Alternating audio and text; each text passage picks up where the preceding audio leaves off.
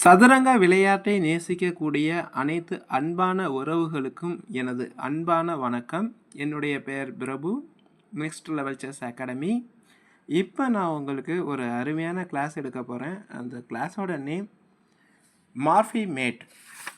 நம்ம எல்லாத்துக்குமே மார்ஃபியை பற்றி நல்லா தெரியும். பால் மார்ஃபி அப்படின்னா தெரியாத அனுபவம் வாய்ந்த பிளேயர்ஸே இல்லை.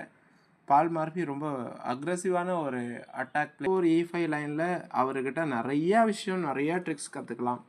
அப்படிப்பட்ட ஒரு பிளேயர். அவர் இந்த பொசிஷனை ஹேண்டில் பண்ணியிருக்காரு. ஆக்சுவலாக ஒரு பிளாக் பிளேயராக இந்த கேம் ப்ளே பண்ணது 1857 ப்ளே பண்ணியிருக்காங்க. யார் ப்ளே பண்ணதுன்னா பால்சனும் பால் மார்ஃபியும் ப்ளே பண்ண கேம். இதில் பால் மார்ஃபி பிளாக் பீசஸை ஹேண்டில் பண்ணுறாரு. இந்த பொசிஷனில் பிளாக் டு ப்ளே.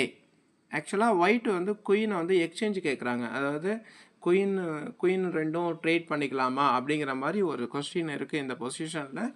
பட் இந்த நேரத்தில் பால் மார்ஃபியோட பிளான் எல்லாமே டோட்டலி டிஃப்ரெண்ட். அவர் என்ன பண்ணியிருக்காருன்னா, யாரும் நம்ப முடியாத ஒரு அருமையான சாக்ரிஃபைஸ் பண்ணியிருக்காரு. Queen tax bishop, queen into F3. இந்த குயின் சாக்ரிஃபைஸுக்கு பின்னாடி என்ன இருக்குது, என்ன பிளான் இருக்குதுன்னு தெரிஞ்சுக்கலாம். இந்த குயினை அவங்க எடுக்கலைன்னா கண்டிப்பாக ஒயிட்டுக்கு ஒரு பிஷப் டவுனு. இதோட கேமை கண்டினியூ பண்ணும்போது பிளாக்கை தான் வின் பண்ணுங்கிறதுல எந்த ஒரு சந்தேகமும் இல்லை.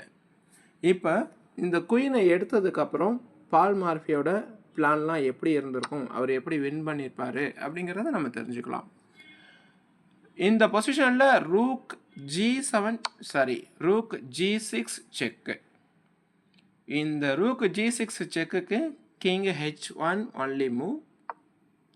த next beautiful aggressive move bishop H3. இதுதான் மார்ஃபிஸ் மேட்டில் நம்ம கற்றுக்கக்கூடிய விஷயம். இப்போ இந்த பிஷப் பார்த்தீங்கன்னா அடுத்தது G2ல் போய் செக்கு வைக்கும். கிங் G1ல் லேண்ட் ஆகும். Next move bishop takes F3, அதுக்கப்புறம் செக்மேட். ஸோ இதுதான் பிளாக்கோட பிளான். இதை அவாய்ட் பண்ணுறதுக்கு அவங்க ரூக் G1 ப்ளே பண்ணால் என்ன நடக்கும்னு தெரிஞ்சுக்கலாம். Rook takes G1 check, king takes G1. The next beautiful move rook E1 again check. இந்த செக்குக்கு அவங்க ஃபோர்ஸாக குயினை வச்சு மறைச்சாகணும் F1ல். Next move rook takes queen checkmate. So இப்படி ஒரு அருமையான ஒரு பிளானை பால் மார்ஃபி பயன்படுத்தியிருக்காரு. இந்த மாதிரி நம்மளும் பிளான் எல்லாத்தையுமே கரெக்டாக பயன்படுத்தணும். சரி, ஓகே. இந்த பொசிஷனில் பிஷப் H3க்கு ஒருவேளை அவங்க குயினை கரெக்டாக D3யில் வச்சு டிஃபென்ஸ் பண்ணுறாங்கன்னா இது ஒரு பெஸ்ட்டு டிஃபென்ஸ் மூவ். இதுதான் தடுக்க முடியாத ஒரு அருமையான டிஃபென்ஸ் மூவ். இதுக்கப்புறம் இந்த பிளாக்கோட கேம் எப்படி கண்டினியூ ஆகும் அப்படின்னா, இந்த பெஸ்ட் மூவ் இஸ் F5. அதாவது இந்த பிஷப்போட சப்போர்ட்டோட அந்த F5 பானை புஷ் பண்ணி இந்த ரூக்கு மேலே இருக்கக்கூடிய அட்டாக்கை நம்ம க்ளோஸ் பண்ணிடுறோம், அந்த டயகனலாக க்ளோஸ் பண்ணுறோம். அதுக்கப்புறம் இப்போ பிளாக் சைட்லேருந்து என்ன மூவ் மோஸ்ட்லி இருக்கும் அப்படின்னா, இந்த ரூக்கை காப்பாற்றுறது. ஏன்னா இப்போ இந்த ரூக் ஒரு பக்கம் டேஞ்சர்லையும் இருக்குது. அது மட்டும் இல்லாமல் பிஷப் G2 செக் வரப்போகுது. கிங் G1 வந்ததுக்கப்புறம் பிஷப் டேக்ஸ் F3 செக்மேட்டு ஒரு அட்டாக் இருக்கிறதுனால இந்த ரூக்கை D1ல் வைக்கிறாங்க. அப்படி வைக்கும்போது இதுக்கப்புறம் இந்த பெஸ்ட் மூவ் என்ன இருக்கும் அப்படின்னு பார்த்தீங்கன்னா, பிஷப் டேக்ஸ் F2. இப்போ இந்த பிஷப்பும் ஜாயின் பண்ணி என்ன பண்ணுது, G1ங்கிற ஸ்கொயரையும் E1ங்கிற ஸ்கொயரையும் அருமையாக கண்ட்ரோல் பண்ணுது. இப்போ next move threatening checkmate, bishop G2 checkmate. இப்படி ஒரு த்ரெட் இருக்குது.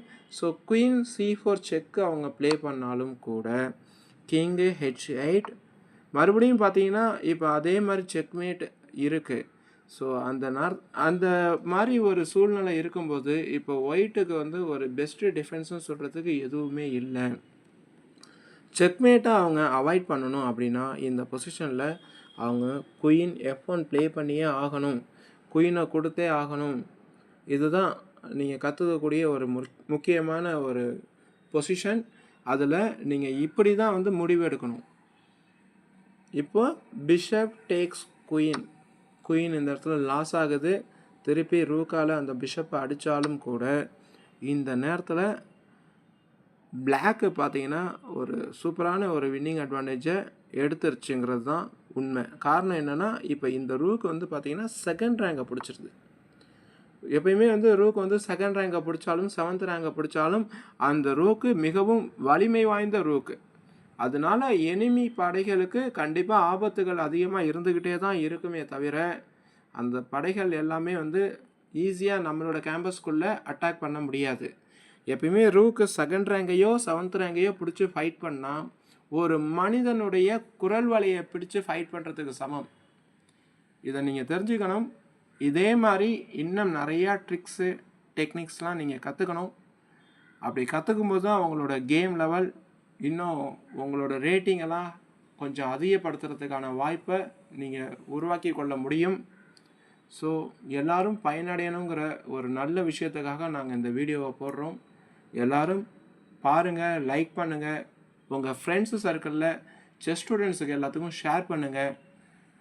செஸ்ஸுங்கிறது இன்றைக்கி உலகம் முழுவதும் ஒரு பரவக்கூடிய, அனைவரும் விரும்பி விளையாடக்கூடிய ஒரு கேமாக மாறியுள்ளது என்பதை மிகவும் மகிழ்வுடன் தெரிவித்துக் கொள்கிறோம்.